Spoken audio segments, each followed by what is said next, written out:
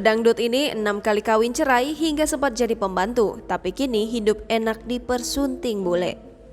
Siapa yang masih ingat dengan artis cantik Cinta Penelope? Ya, nama pedangdut Cinta Penelope mungkin tak asing bagi sebagian dari kita, apalagi bagi para penggemar musik dangdut. Nama Cinta Penelope memang sempat melejit pada masa jayanya. Namun siapa sangka perjuangan Cinta Penelope sebelum menjadi artis tidaklah mudah. Sebelum jadi artis terkenal, Cinta Penelope sempat bekerja sebagai asisten rumah tangga selama 2 tahun.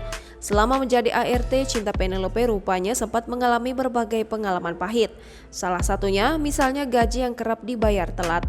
Cinta Penelope pun terkenal dalam semalam setelah mengeluarkan hit single Keong Racun. Namun cobaan silih berganti menghadang Cinta Penelope. Kini berbahagia dengan suami bule tampan nan tajir, dirinya bak rata pinasib berjuang dari penyakit keras.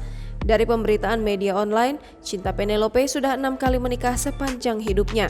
Namun, Cinta hanya mengakui 4 dari 6 lelaki yang dikabarkan menjadi suaminya.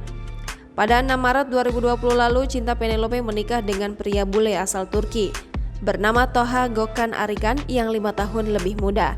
Kini Cinta Penelope menetap di Turki dan tampaknya pensiun dari dunia keartisan.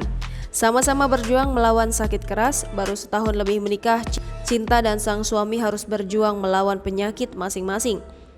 Diketahui pada tahun lalu Cinta Penelope mengidap kanker stadium 3B, sedangkan sang suami ternyata mengidap penyakit diabetes mellitus. Jangan lupa subscribe, share, komen, dan like ya.